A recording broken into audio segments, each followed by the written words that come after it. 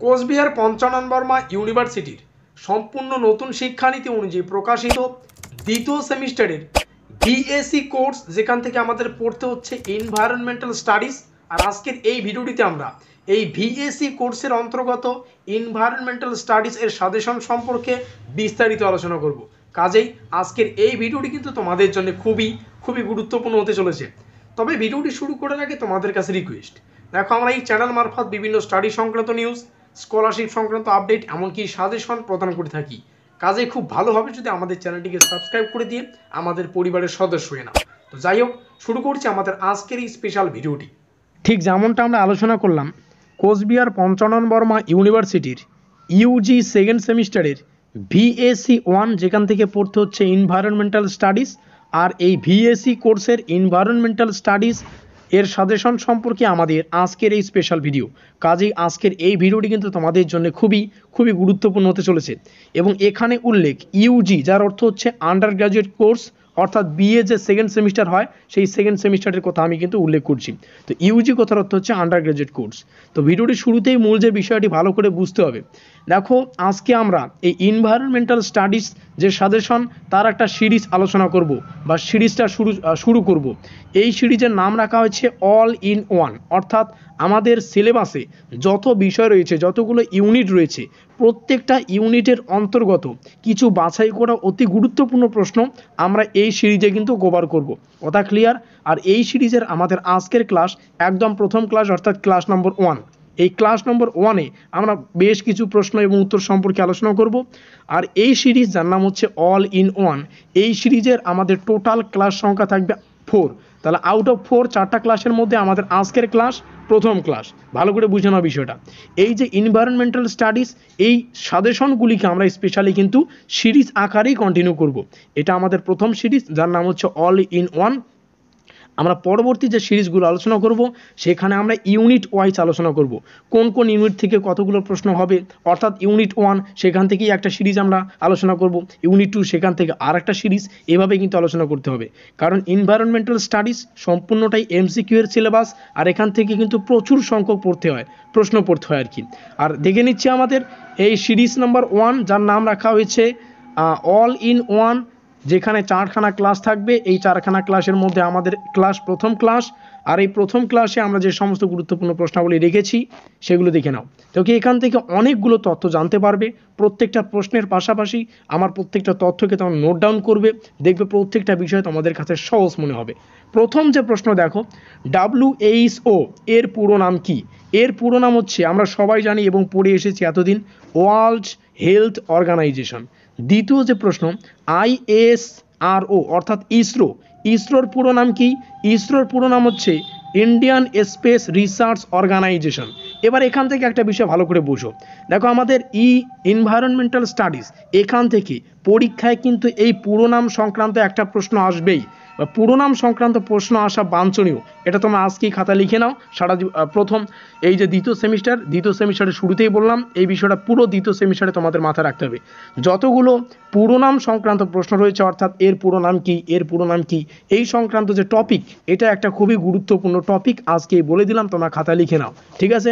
আমরা পরবর্তী যে সিরিজগুলো থাকবে সে সম্পর্কিত আলোচনা হবেই, সেখানে কিন্তু গুরুত্বপূর্ণ প্রশ্নগুলো আমরা আলোচনা করব। এবার আসি পরবর্তী প্রশ্নে জানতে চাইছে, বিশুদ্ধ জলের পিএইচ এর মাত্রা কত থাকে? উত্তর হচ্ছে 7.0। অপশনে বিভিন্ন তথ্য থাকতে পারে, অপশনে শুধুমাত্র 7 থাকতে পারে। তো উত্তরটা কিন্তু এরকম হবে 7.0 কিংবা শুধুমাত্র 7। আর এই যে এখান থেকে একটা তথ্য তোমাদের মাথায় রাখতে হবে, পিএইচ 7, যাকে পিএইচ স্কেলের নিরপেক্ষ মান হিসেবে ধরা হয়। একটা স্কেল, সেটা স্কেলে পিএইচ এর 7 মানটাকে নিরপেক্ষ মান হিসেবে ধরা হয়। পরবর্তী প্রশ্ন, সুন্দরলাল বহুগুণা কোন আন্দোলনের নেতৃত্ব দিয়েছিলেন? প্রশ্নটা অতটা গুরুত্বপূর্ণ না, তবে জানতে হবে, একদম সাধারণ প্রশ্ন, চিপকো আন্দোলনের। ডেঙ্গু রোগের জীবাণুবাহকের নাম কি? মোস্ট ইম্পর্টেন্ট প্রশ্নটি। উত্তর হচ্ছে এডিস মশকি স্ত্রী মশা।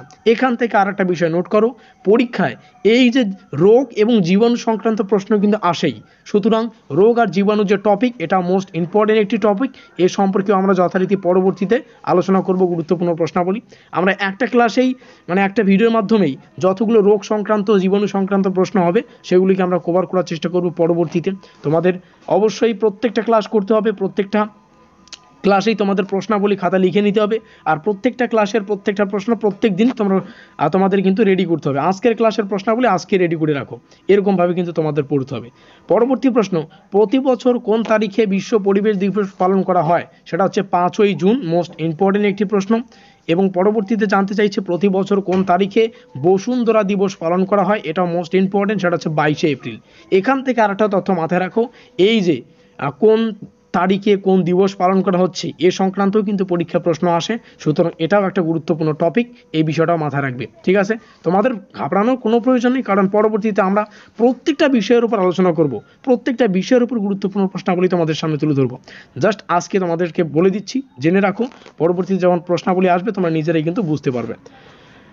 পরবর্তী প্রশ্ন 8 নম্বরে, মধুমেহ রোগের জন্য কোন হরমোনটি দায়ী? ইনসুলিন। এনজিও কোন ধরনের সংস্থা? এখান থেকে এই যে প্রশ্নটা যদি কারো জানা না থাকে, এনজিও কোন ধরনের সংস্থা, এর ফুল নেমটা জানলেই আমরা জানতে পারবো যে এটি কোন ধরনের সংস্থা। ফুল নেমটা হচ্ছে নন গভর্নমেন্টাল অর্গানাইজেশন, যার অর্থ হচ্ছে বেসরকারি সংস্থা। তাহলে এনজিও কোন ধরনের সংস্থা? বেসরকারি সংস্থা। আর এখান থেকে ফুল নামটা আমরা জানতে পারলাম, নন গভর্নমেন্টাল অর্গানাইজেশন। মিনামাটা রোগের জন্য কোন ধাতুটি দায়ী? যেমনটা বললাম, রোগ আর জীবাণু, এই রোগ আর জীবাণু মোস্ট ইম্পর্টেন্ট একটি প্রশ্ন। পারদ বা মার্কারি বা পারদ দূষণের ফলে মিনামাটা রোগ হয়, এটা আমরা সবাই জানি। নেক্সট প্রশ্ন, আউচ রোগটির জন্য কোন ধাতুটি দায়ী? ক্যাডমিয়াম। ব্ল্যাকফুট ডিজিজ কোন ধাতুটি দায়ী, বা ব্ল্যাকফুট ডিজিজ যে রোগ সেটা কোন ধাতুটি দায়ী? সেটা হচ্ছে আর্সেনিক দূষণের ফলে ব্ল্যাকফুট ডিজিজ রোগ হয়। প্রধান গ্রিনহাউস গ্যাস কোনটি? Carbon die oxide, CO2। এবং এখান থেকে জানতে হবে বাতাসে CO2 পরিমাণ হচ্ছে 0.0397, এটাও পরীক্ষার প্রশ্ন জানতে চায়, তো এটাও মোস্ট ইম্পর্টেন্ট প্রশ্ন। বাতাসে কোন গ্যাসের পরিমাণ কতটা, আমরা সেগুলো আলোচনা করব। বিশ্ব স্বাস্থ্য সংস্থার নির্দেশিকা অনুযায়ী আর্সেনিকের নিরাপত্তা মাত্রা কত? এটা হচ্ছে 0.1 মিলিগ্রাম প্রতি লিটার জলে। ঠিক আছে, প্রতি লিটারে কিন্তু এর অবস্থানটা ধরা হয়। 15 নম্বর প্রশ্ন এবং আজকের এই ক্লাসের সর্বশেষ প্রশ্ন, তোমরা আন্দাজা করতে পারো, আমাদের এই অল ইন ওয়ান সিরিজের 4খানা ক্লাস, যেখানে আমরা মোস্ট ইম্পর্টেন্ট 50 থেকে 55 খানা কিন্তু প্রশ্ন আলোচনা করব।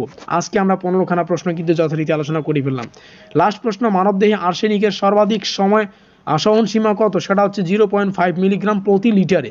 তো এই হচ্ছে আমাদের গুরুত্বপূর্ণ বাছাই করা প্রশ্নাবলী, মোস্ট ইম্পর্টেন্ট প্রশ্ন। এখানে এটা জাস্ট প্রিন্টের মিস্টেক হয়েছে, এটা তোমাদের জন্য না, ঠিক আছে, এটা প্রিন্টের মিস্টেক, 10 মার্কের প্রশ্ন আসে না, এটা প্রিন্টের মিস্টেক। আর ডেসক্রিপশন বক্স যেমনটা আমরা আলোচনা করলাম, এটা প্রিন্টের মিস্টেক। আর এখান থেকে দেখো কমেন্ট বক্সটা সকলের জন্য খোলা, এই বিষয়টা তোমাদের জন্য খোলা রাখলাম। এই বিষয়টা তোমরা তোমাদের কলেজের নাম উল্লেখ করতে পারো, ভিডিওটি কেমন লেগেছে উল্লেখ করতে পারো, কোন বিষয়ে ডাউট থাকলে তোমরা এটা উল্লেখ করতে পারো।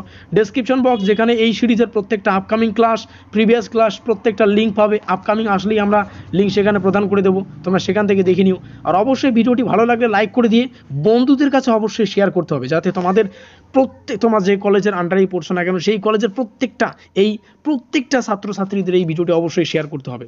আর এখনও পর্যন্ত আমাদের পরিবারের সদস্য না থাকলে অবশ্যই সাবস্ক্রাইব করে রাখো, কারণ কি, কারণ আমাদের পরবর্তী এই ক্লাসের সিরিজটি খুব দ্রুত চলে আসবে। আমাদের আজকের এই স্পেশাল ভিডিওটি এই পর্যন্তই।